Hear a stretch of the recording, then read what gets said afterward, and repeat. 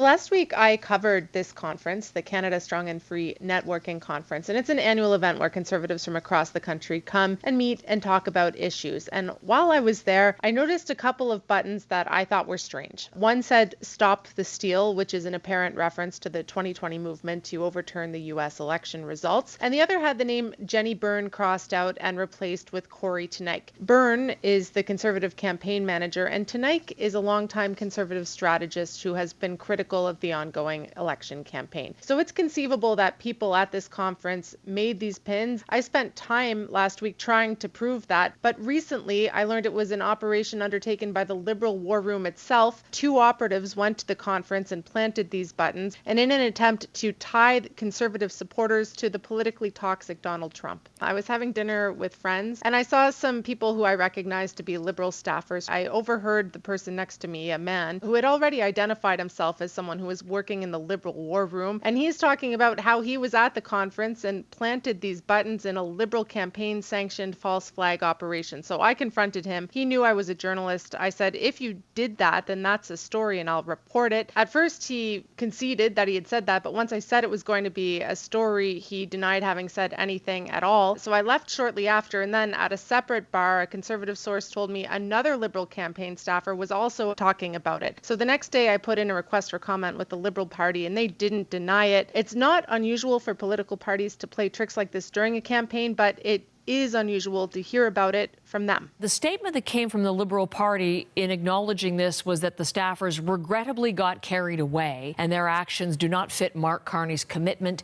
to serious and positive discourse. You didn't pick up any of the buttons, but you saw them, you were telling me. Does this do any damage? Yes, because this is now goes to the question of what is the tone inside that Liberal war room that people are out pulling stunts like this. Is this the kind of campaign that they want to do? And how many of the other sort of Trumpy things that have been going on in this campaign will be traced back to the Liberal war room? I don't think we have a clear picture of that yet. Campaigns are a rough contest between two competitive teams here, but there's just no excuse for this sort of thing. And I was a bit surprised the Liberals didn't cut loose whoever was involved in this sort of thing and draw a tougher line against it.